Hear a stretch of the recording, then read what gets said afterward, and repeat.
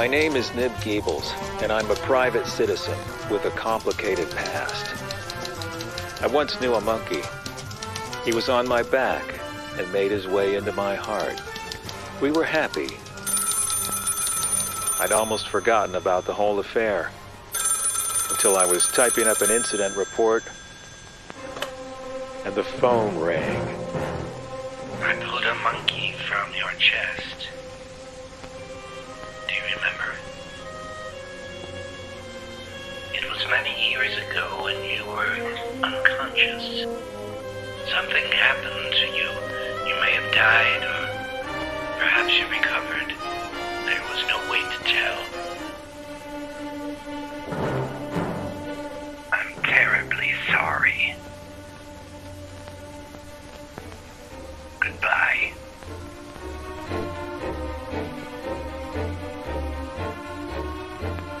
There was no mistaking the voice of Mr. Hoogie. He had my monkey. I wanted him back. I sent my best man, Heinous Rhines, in his X-ray goggles to deliver a message and bring back the monkey by whatever means. Hoogie turned over the goods. Rhines returned with a mysterious package. My heart soared. I would see my friend again, the little monkey in his top hat. But my joy turned to sorrow when I saw that whoever it was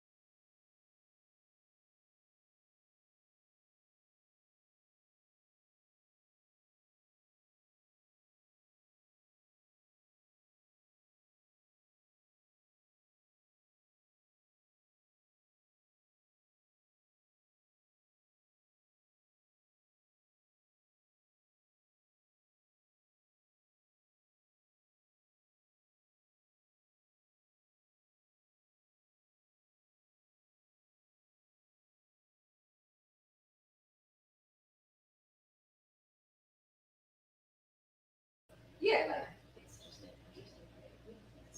I totally know what that's like. It's best friend. Yeah.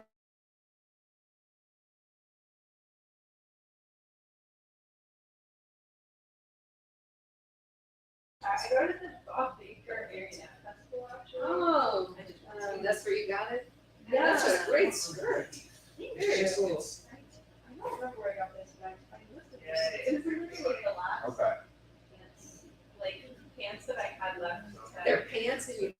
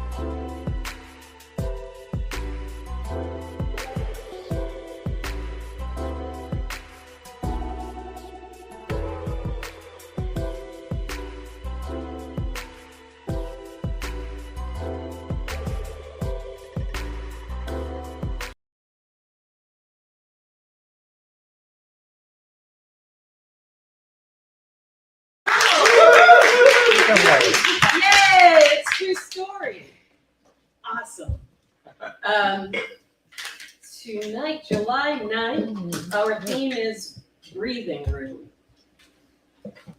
Right? It is. Yes. You're right.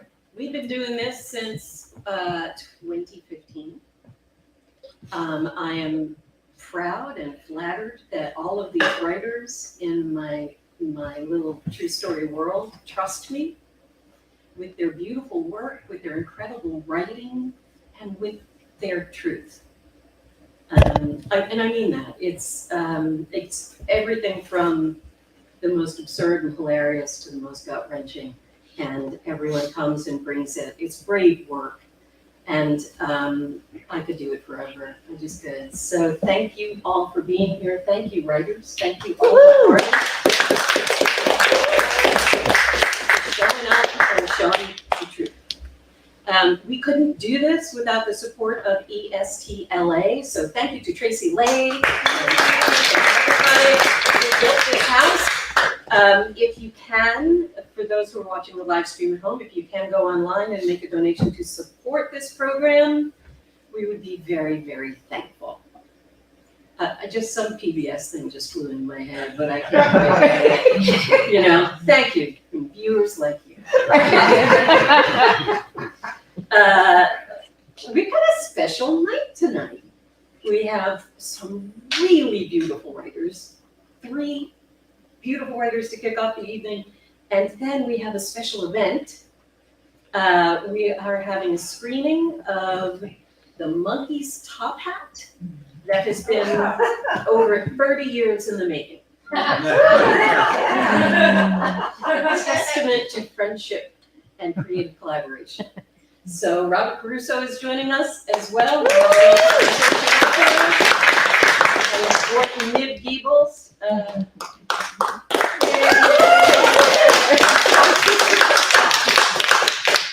think that's all I really have to say right now. Fire exits there.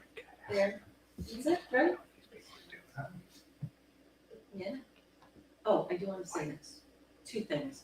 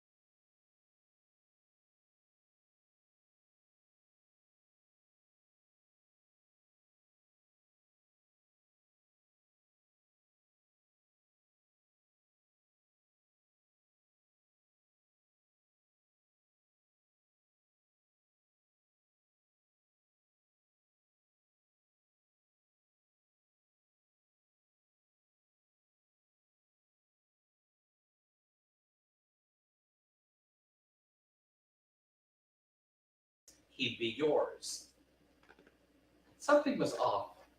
It was my understanding in adoption circles, the white male child was the most sought after, and with both of Brandon Cobain's biological parents having no legal ties to him, he should have been the golden ticket, snapped up at birth. Pretty sure a clandestine shoe was about to drop. I guardedly asked, why in 4 months has no one adopted this child?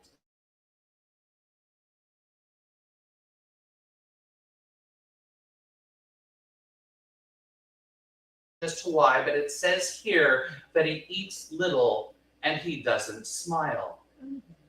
And there it was, the wayward shoe, lobbed from the balcony. It bounced off my head, kicked me in the shin, and then landed with a thud on my big toe, the one with the ingrown nail. Could I raise a child who didn't smile? My mind went down a rabbit hole, imagining cheerless birthday parties and dour knock-knock jokes.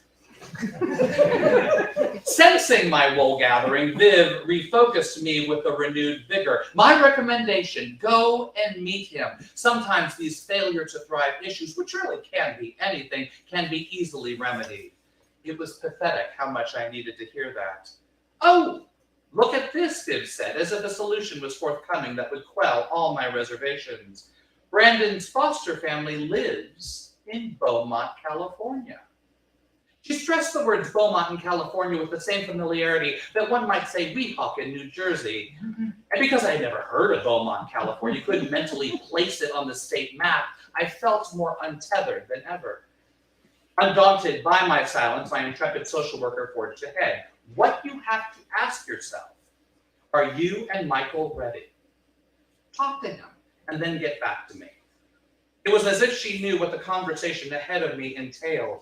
2 of Michael's preferences were not being met. The boy wasn't of color, and he wasn't a newborn. And so as Viv hung up, I was quite unaware if we were ready or not. I thought back to when we were in the running to adopt Keisha's baby. My husband immediately bonded with the idea of raising a newborn black daughter. And not to get all kumbaya, but his connection to that unborn child was steeped in tradition and cultural pride. He wanted to teach her to walk with her head held high and to always do so with her hair looking fierce. Contrary to that, I was pretty sure a 4-month-old sourpuss baby boy of Lithuanian descent would be as appealing to my husband as raisins in potato salad. Michael was working on a new project, and so I called him at rehearsal. His uncertainty was palpable. I tried not to ride his wave of displeasure and instead mimicked our social worker's indifference. Viv says we should at least go and meet him. Then there was a pause, which was loaded. Boy, was it ever. Laden with all the frustration and disillusionment that this adoption process had wrought, shining a tentative light on a most unwelcome notion. Were we even meant to be parents? In that moment, if I pushed, I believed he would have rather downed a double helping of be-raisined potato salad than opt for the white boy. So, I remained silent. Finally, after what felt like a couple millennia, Michael feebly assented with an unenthusiastic okay, and then went back to rehearsal. The city of San Gorgonio was nestled between the San Bernardino National Forest and Mount San Jacinto. In 1887, 3 years after the town was established, it was purchased by a real estate developing company and renamed the French for Beautiful Mountain, or Beaumont. Although surrounded by alpine splendor, nothing much spectacular actually happens in Beaumont, California.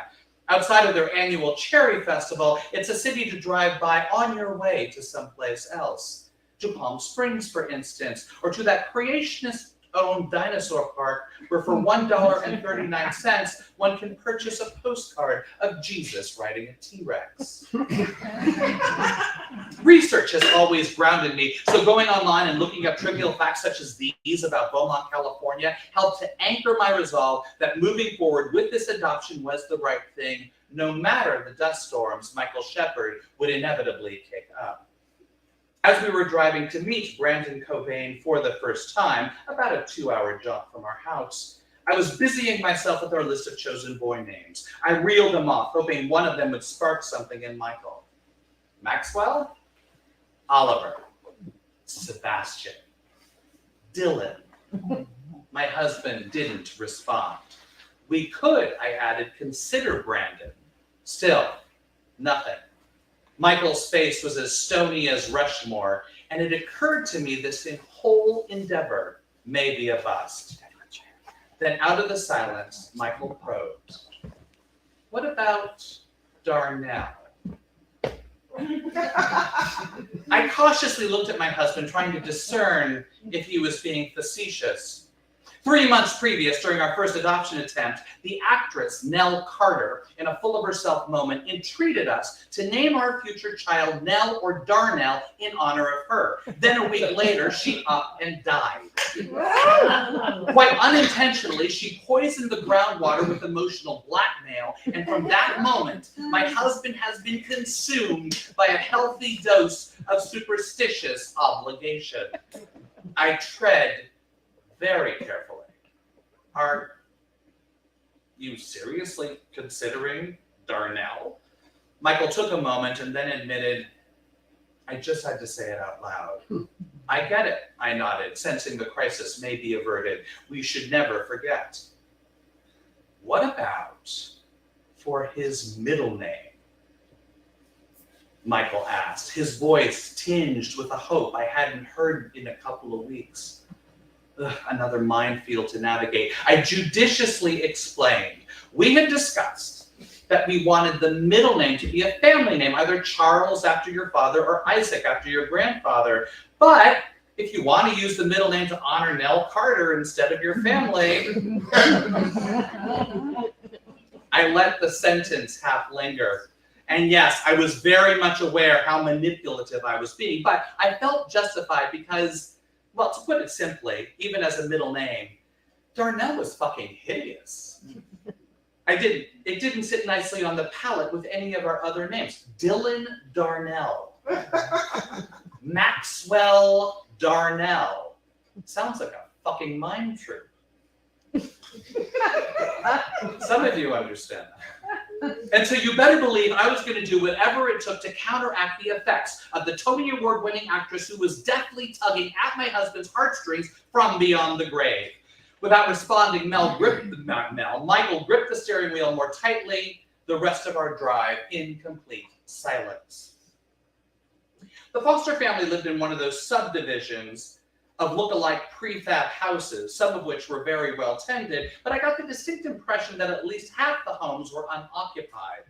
After navigating a maze of streets with names like Botticelli Place and Van Gogh Court, promising an artistry and splendor that simply did not exist, we arrived at an architectural clone of the houses we had previously passed. We were met by our social worker, Viv. Hey, boys! And together we walked up the flagstone path and rang the doorbell. The front door opened into a well-lit yet cramped foyer with accents of baby blue and mauve, and it was there amidst 1980s decor where we met the foster parents. Shirley and Bert Roddy, at first glance, were a non-threatening, pudgy, middle-aged white couple who seemed to embody the word pleasant. We all shook hands, Bert's handshake overly vigorous, and then there was a lull. No one seemed to know what the next move should be. 5 adults standing in a lopsided circle, averting each other's eyes, waiting for someone else to make the first move. For my part, I didn't know what protocol was. Do we take the lead and talk about the weather, the drive-in? Not being the host, however, that felt incredibly presumptuous. Finally, Viv broke the ice. In a hushed tone, she whispered, "Isn't this a special day?" Everyone nodded, perhaps a little unsure. Still, no conversation ensued, so Viv offered some backstory informing us the Roddies had raised their own family in that very house, which was evidenced by the Sears portrait spanning a decade or so adorning the adjoining hallway. Shirley then took over the narrative, telling us that after their children had grown up and moved away, they had found their calling fostering infants until the little ones were placed in their forever homes. Judging from Bert's expression, I got the distinct impression the babies were more Shirley's passion than his own. In fact, taking into account Bert's Zoptic silhouette, I presumed his true passion might have something to do with drinking large quantities of beer. Keeping us on track, Viv asked, "When did the baby last eat?" Shit! I should have asked that. I'm the prospective parent. It is my job to inquire about food and other baby things. Okay, don't spin, minor glitch. Listen to Shirley, who's talking about how Brandon takes his bottle. Brandon. To be branded with Brandon. I mean, it's better than Darnell, but still. Michael looks like he's about to burst at the seams. He won't even glance in my direction. I hope this doesn't end in disaster. Don't even think about that. You can't worry about Michael or the baby who is somewhere in this house. Focus on Shirley. Let her words calm you.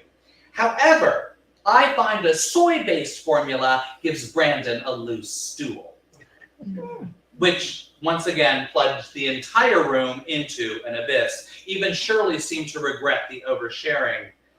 The malignant pause reminded me of the discomfort I felt at that Thanksgiving dinner so many years earlier when my homophobic uncle asked, "So do you see yourself settling down with the woman anytime soon?" Anytime soon.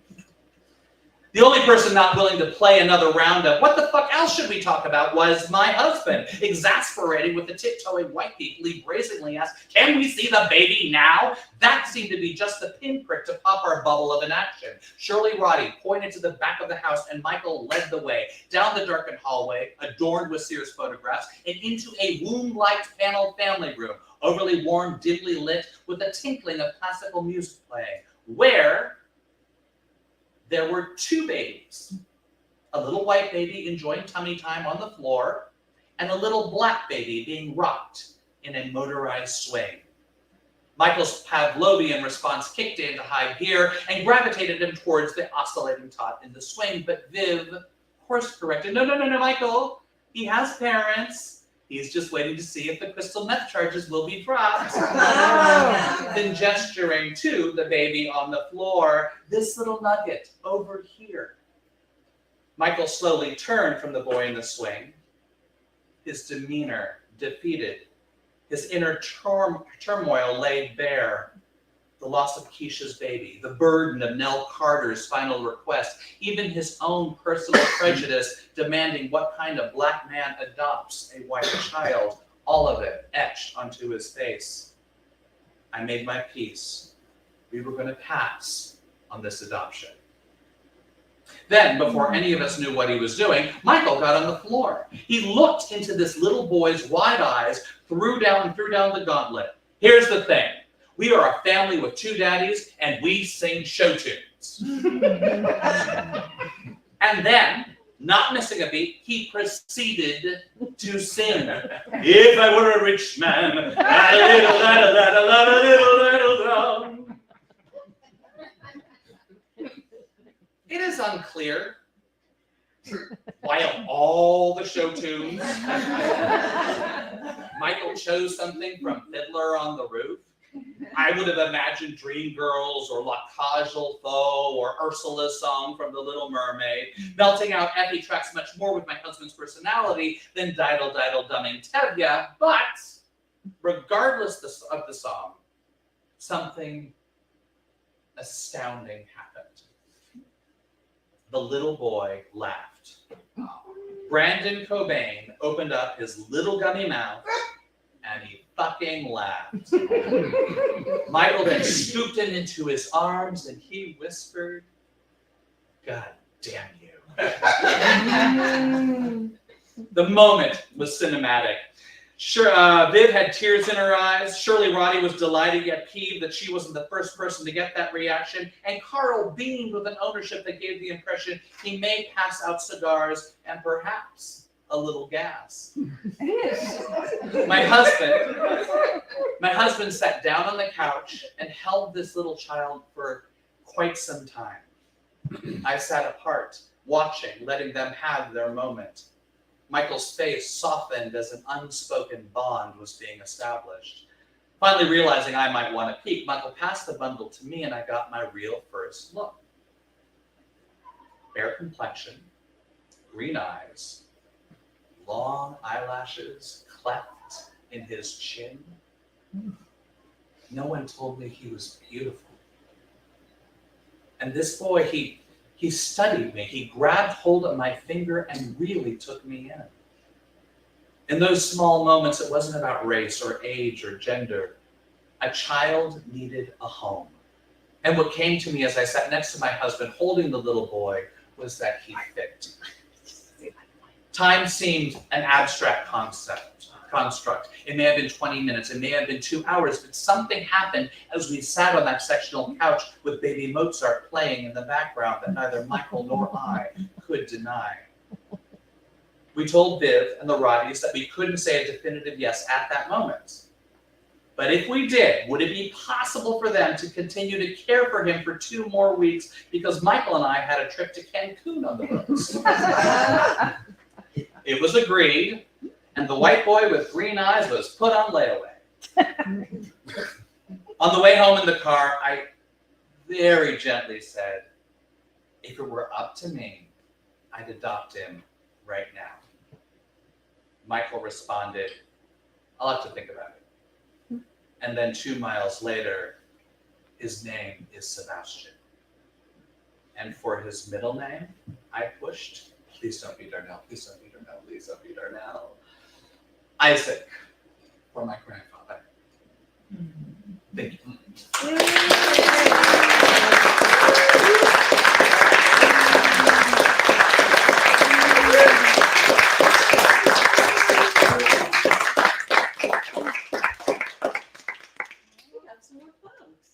Do we have seats or some in front? Just 2 in front? Is everybody warm in here? The air conditioning is a little noisy. I'm good. You're good? Okay? Awesome.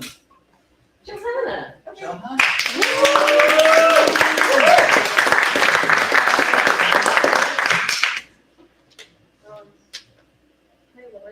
Yeah. I Just don't push know. up the cheek button. Okay. Yeah. Oh. Sons. This is called the Santa Barbara Dispatch. We go to Santa Barbara for the week to escape the heat, but it is still too hot.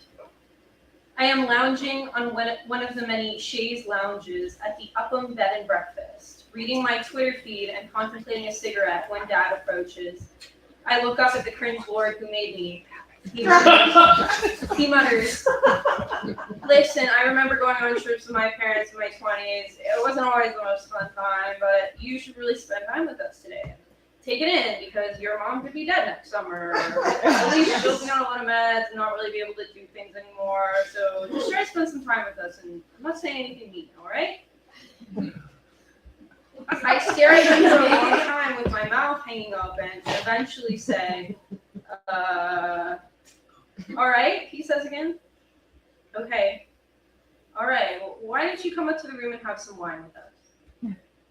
At dusk, I walk down State Street alone, smoking a cigarette. With its overflow of empty movie theaters and crevassy Spanish-style architecture, the streets of Santa Barbara are perfectly designed for 3 things: hand jobs, rape, and murder. Mom and Dad are getting ready for board dinner at the non-Airbnb, the airless, old-fashioned, real B&B, with hors d'oeuvres from 5 to 7, and an aggressive stench of wild rose, Gilchrist, and soaps coating it all. Back in our money days, we attended the Simpson House Inn and Suites for tip-top 4-diamond mustiness. These days, we stay at the Upham, which is like if someone removed all the detail work from the Simpson house. We used to come to Santa Barbara every summer because Grandpa Gordon lived here in a statuesque seaside mansion with his new wife, Leslie. Grandpa Gordon died of Alzheimer's a few years ago, gaping up at his open-beamed ceiling and muttering, the sky, Or maybe he was saying, this guy. Anyway, after he died, we all forgot about Leslie. She was never related to us. So all that's left is the Paseo and the Presidio and Stearns Wharf, where we used to eat dinner at the second floor seafood restaurant where there was sawdust all over the floor, back when restaurants were like that. You were conceived here, Mom says to me as tears run down her face. She's crying because she thinks she's going to die because the doctor told her she is. It's 9 p.m. and we are in the Paseo. Ew, ew, ew, ew, ew, I respond, deep in the throes of teenager mode. Well, you were. Now you know. This place is full of happy memories for me. On Wednesday, we were going to go biking, but once again, it is too hot. My mom and I wander in and out of the shelves on State Street, touching things, until my dad convinces us to do the 45-minute Salt Cave cleanse at a place called Salt. And that's lowercase s, period, salt. It's supposed to be good for your lungs. It will be great for her cough, my dad says, gesturing towards me, which is the first time I've been made aware that I have a noticeable cough. We go into Salt and promptly sign away our lives on those little waivers. Why do you have to sign a waiver? The waiver says, I willingly participate in this activity and acknowledge there are dangers. Very vague. We all sign. We wine taste while waiting for our 3 p.m. Salt slot. I've noticed ever since you came back from New York, you've developed a cough, Dad mutters over his Pinot Grigio, and that can be a symptom of long COVID, you know. It's not because of COVID, it's because I smoke weed, I sneer. Which is a lie, it's because I smoke cigarettes, but you can't say that in front of Mom, whose parents both died from cancer of the lung after smoking cigarettes for only 40 years, as my grandma once put it to the x-ray thing. Well, that's not good, Flubber's dad. Anyways, the salt cave should work. They discovered that salt miners actually have really healthy lungs, which is really crazy because coal miners usually have horrible lung problems. Here's how the salt cave works. You enter a dark room with pink salt all over the floor, and you sit down in a rusty chaise lounge. And then a little blonde man gives you a speech that ends with, sit back, relax, and enjoy the salt of the earth, before he locks you in the makeshift Himalayan dungeon, and they begin pumping heavily concentrated salt air into the room, along with vaguely Eastern royalty-free transcendental beats. If it sounds like a gas chamber, that's because it very much is like a gas chamber. We are locked in there with a young couple who probably could have had salt cave sex had it not been for Dad's genius idea. While waiting for my lungs to clear, I Googled do salt caves work and read an interview with a scientist who says you can try it for yourself, but they do not. Especially because the atmosphere of some retail space plastered 3 inches deep with imported salt crystals does not compare whatsoever to that of a naturally occurring salt mine. The more I read, the more I begin to feel like a stupid liberal who knows no God. I decide it's best to give in, and I recline the squeaking chaise lounge and take a nap for the remaining 30 minutes of the cleanse. As we file out of the dungeon, my mom says, I went somewhere else in there. That was the perfect thing to do today. Mom and Dad go to purchase salt cave-related skincare products in the adjoining room, and I go outside to cough. Outside, there's a movable sign advertising salt, a triptych featuring an overly saturated image of the salt cave, an overly airbrushed woman getting a massage, and a giant pink Himalayan salt crystal.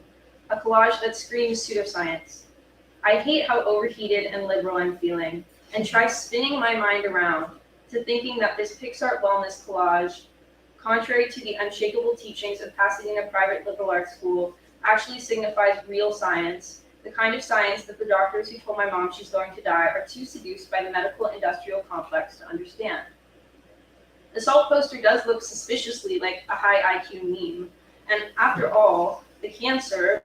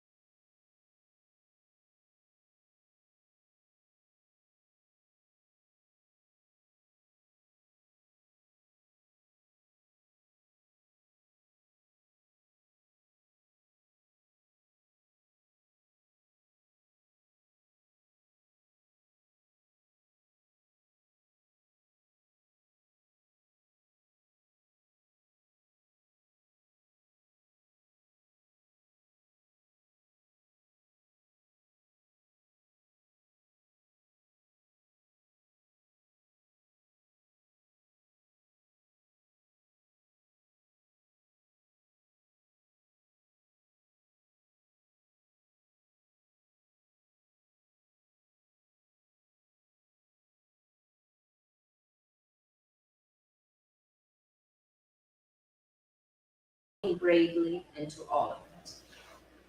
June 7th arrives quicker than expected. The 1-year anniversary of his transition to a world I cannot see but only sense. Gathered at the beach with family and close friends, I have chosen to be here in nature on the biggest of all the anniversaries. 2 dolphins swim close to the shore, closer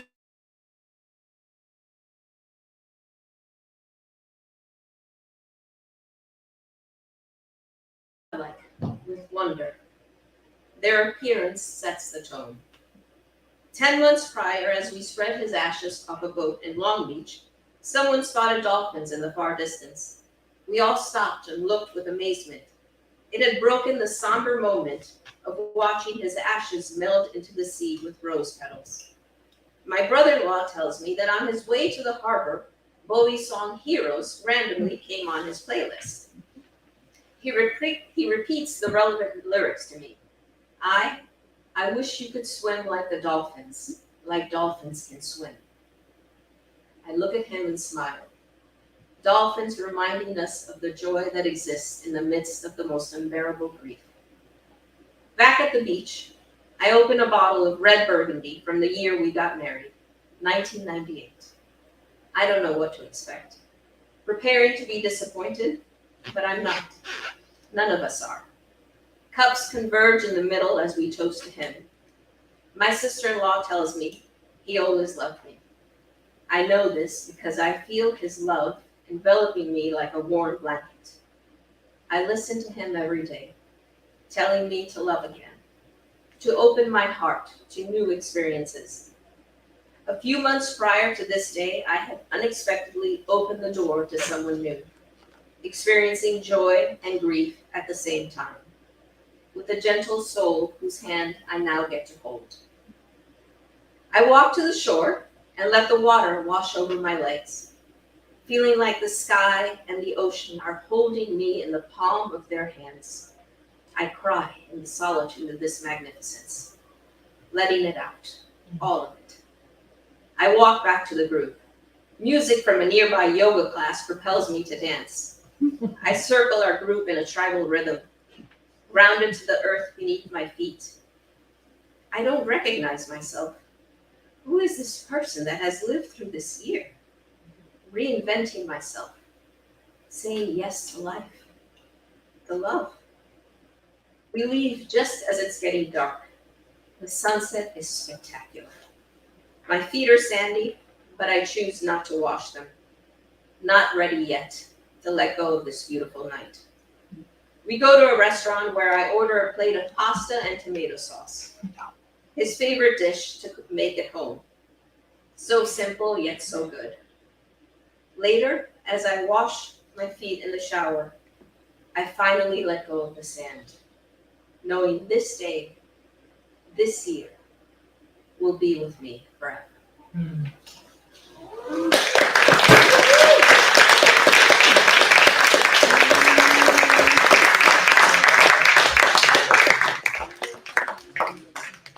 It's just beautiful, and you've been so great in sharing it with us. So thank you.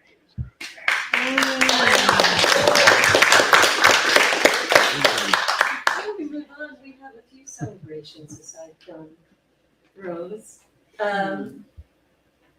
It is the wedding anniversary, right? Yeah. Angela Bullock and Raphael Honey. And Gordon Henderson and Abira Allen.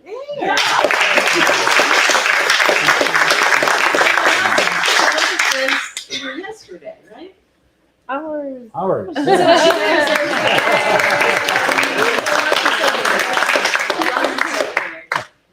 Gordon, you ready? I'm ready.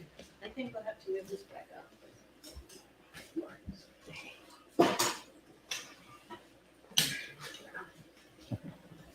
A long time ago, in a decade with nines in it, I got together with 2 of my closest friends and collaborators, Robert Caruso and Heinous Rhines, to make an existential noir using Super 8 film. We didn't have a plan. What we had was a stuffed monkey in a top hat. The monkey was given to us by Abira Ali. Her grandfather had a company called the Freeman Novelty Company that sold balloons and novelties at parades and sporting events. The monkey was part of the merchandise. We filmed until we ran out of film, and then we set aside the project, vowing to get together soon to finish it. Recently, Robert called me and said, "I've been working on the noir film again."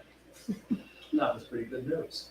I had been waiting patiently for 30 years to hear news like that. He sent us some raw footage, and I was politely flabbergasted to see my younger self appear on the screen. But I was not demonstrative about my feelings. However, Abira Ali, when she saw the footage, she was gobsmacked. She felt that the film had merit, and this encouraged Robert to finish the film. Since then, I have not given Robert, my family, Lizzie, or anyone in my general orbit much breathing room. The film, which is now called The Monkey's Top Hat, one word, is now finished, and tonight we are going to screen it as part of True Story.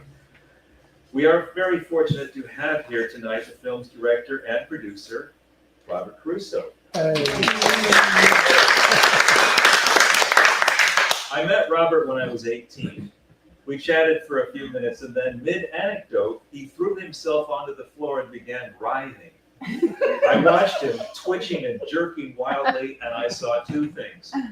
One, that he and I would enjoy a creative partnership together. And the other, that he was the adult in the room. I had been hearing the name Robert Caruso for years. He was sort of the Federico Fellini of the neighborhood. He made dozens of Super 8 films starring his friends and neighbors, at least one of whom was Heinous Rhymes.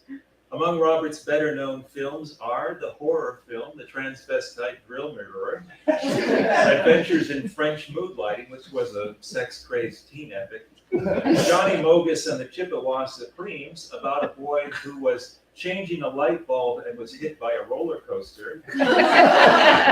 He never saw it coming. And a sci-fi laboratory drama called Laboratory Beast. In my early 20s, I lived with Heinous Rhymes and Robert in a house on 26th Avenue in San Francisco. We formed a ludicrous ideas think tank called About Zowie. Under this name, we made films and videos, including a psychosexual self-help video called Your Body, Environment, and You. We were dedicated to taking on ideas that were larger and more complex than our technical skills, time constraints, or emotional capacity would allow.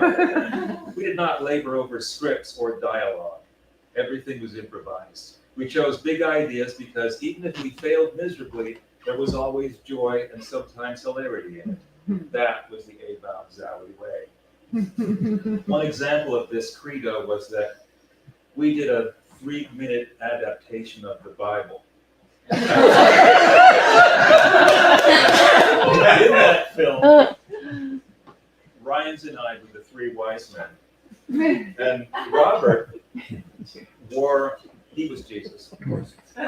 He wore a loincloth, which was the same loincloth he wore in another film when he played a belligerent mystic. But I digress. The production duties were as follows.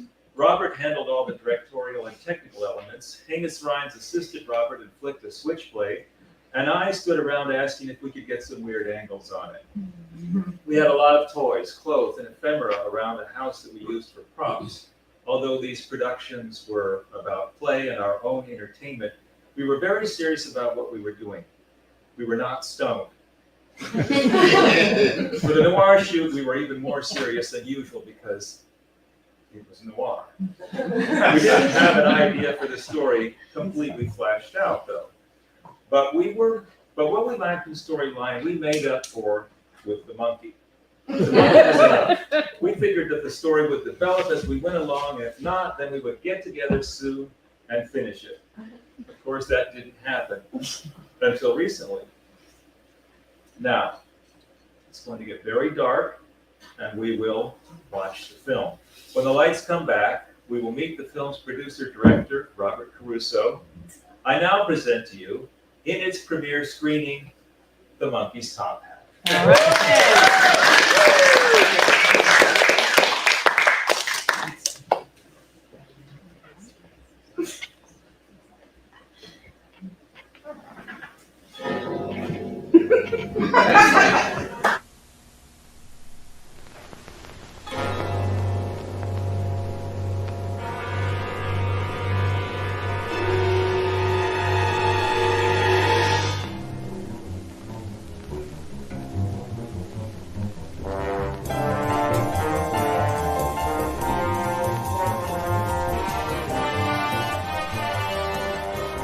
My name is Nib Gables, and I'm a private citizen with a complicated past. I once knew a monkey. He was on my back and made his way into my heart. We were happy. I'd almost forgotten about the whole affair until I was typing up an incident report and the phone rang. I pulled a monkey from your chest. Do you remember? It was many years ago when you were unconscious. Something happened to you. You may have died, or perhaps you recovered. There was no way to tell. I'm terribly sorry. Goodbye.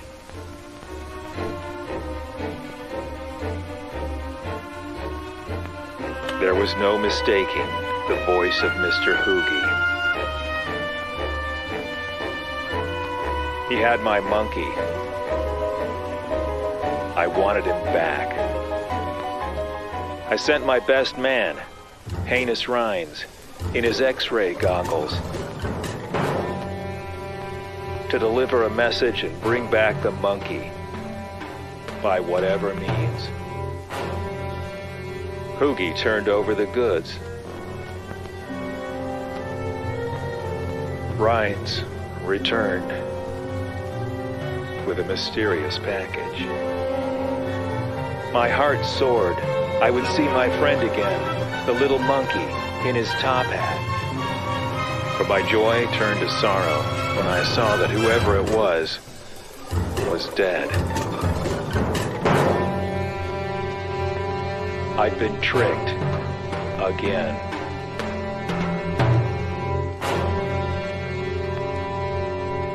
Mr. Hoogie must still have the monkey and would soon be on his way to his estate.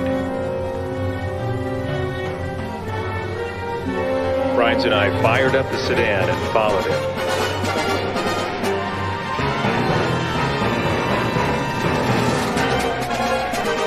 Hoogie was mad. Driving like a maniac, he was practically a rocketing zombie.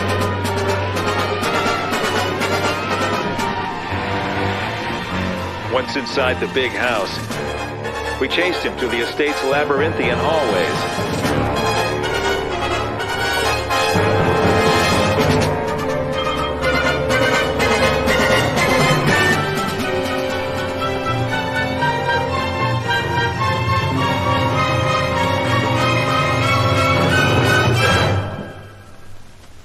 All roads lead to a lonely, sorrowful end, where death makes monkeys of us all and gives us top hats, smooth as silk and deep red as blood. So long, old friend.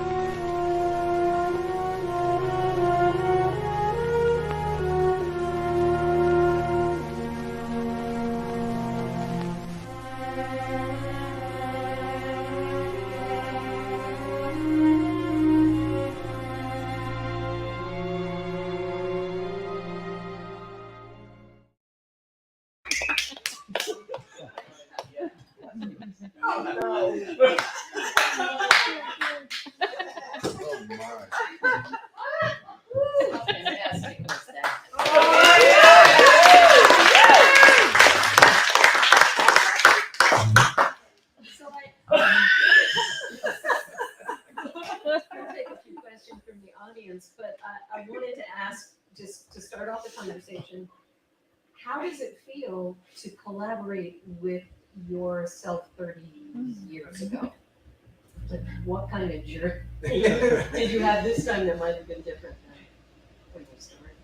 Wow, well, that's a really great question. It's been just the evolution of this thing has been really surprising to me, and it's felt great. It's kind of incredible, and we talked about this the other day. Gordon and I are very dear friends, and one of the beauties of this for me is that we share the sensibility that we had 30 years ago.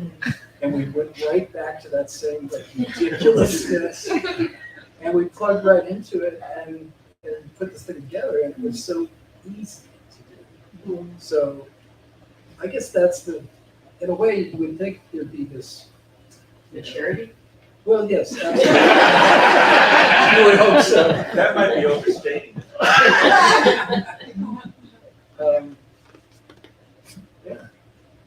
Well, I also want to give Gordon some credit too, because this is very much a collaborative effort. Obviously, the original filming and the craziness of 30 years ago, but also this process. I sort of had this footage sitting on it, wasting away on a hard drive for 30 years, and it always felt like there was something there. And I sort of cobbled it together in this very kind of loose way, and I had a vaguest thread of a story.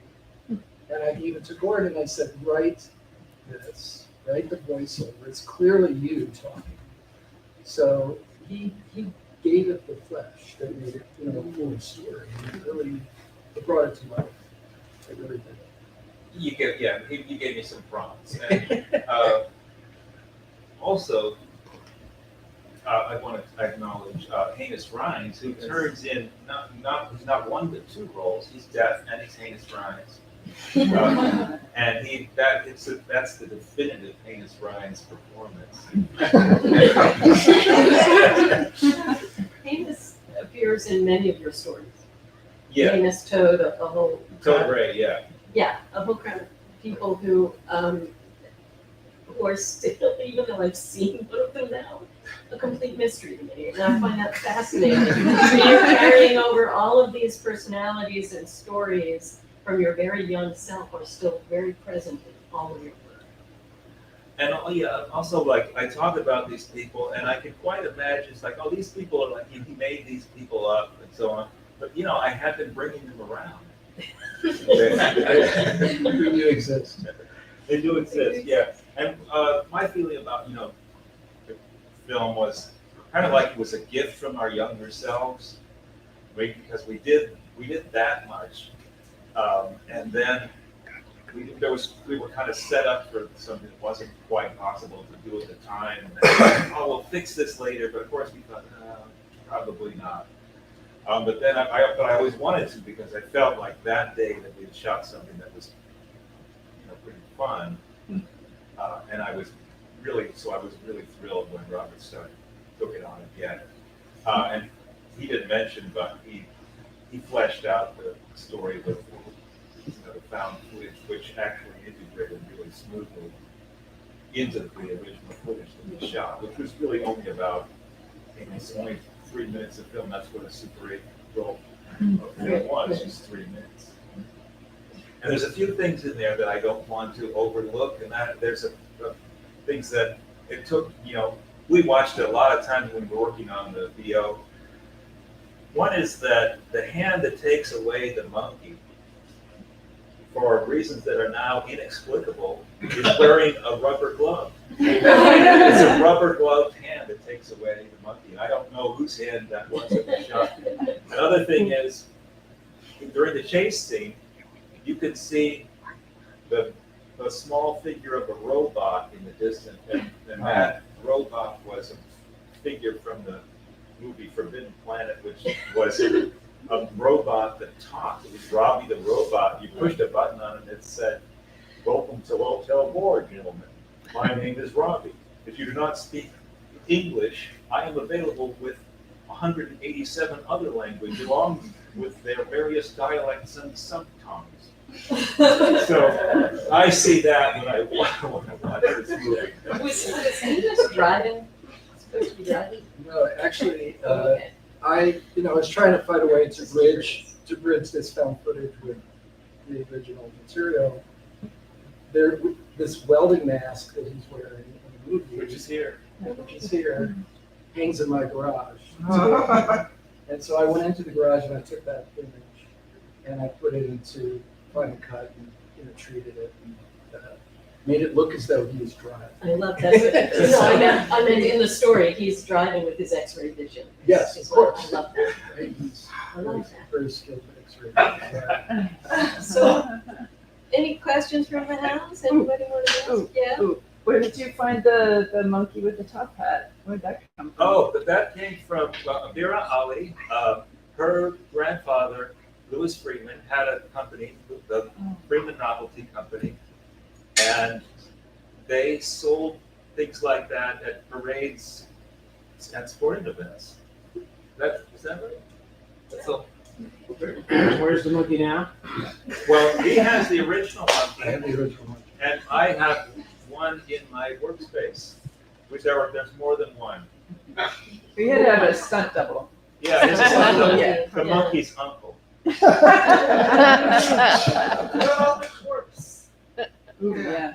Okay, yes, that's something that goes to like what is the meaning of this song? What's the meaning of this? And Robert and I actually have spent several days discussing this. We actually wrote out quite a bit of analysis about it. Because when I showed it to colleagues at work, there were quite a few people that said, "Oh man, but what happened to the monkey? Because you say so long, old friend, at the end." Why were you separate?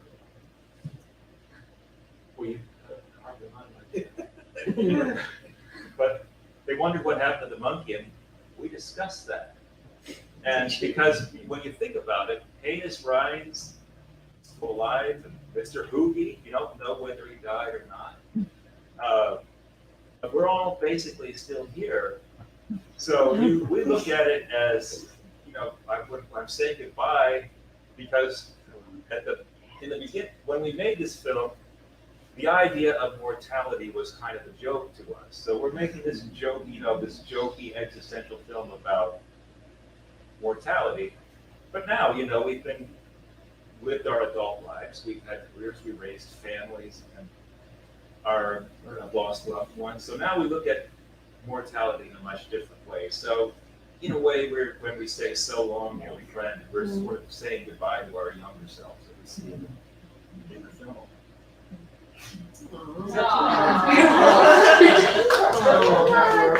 Anybody else? Yeah, I have a question. Are you sure you weren't high?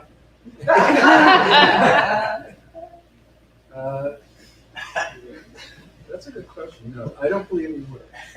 Because I don't think I could get through the day, it's one of those things where we would usually, we made a lot of these films in a day. We'd get up and sleep in.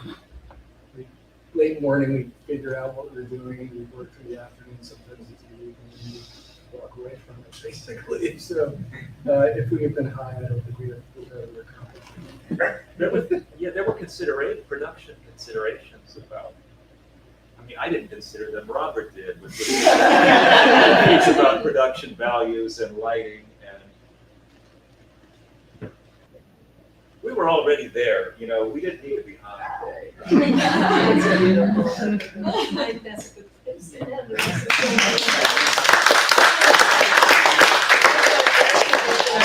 Or dripping right between us. Everybody's been watching it. I think it's fun. So, that's the story of July. Okay, August is August 6th, I think. And the theme will be divine inspiration. Divine inspiration. I know Raphael will be joining. Think about it. I will see you all next month, but there's a lot of wine out there to drink.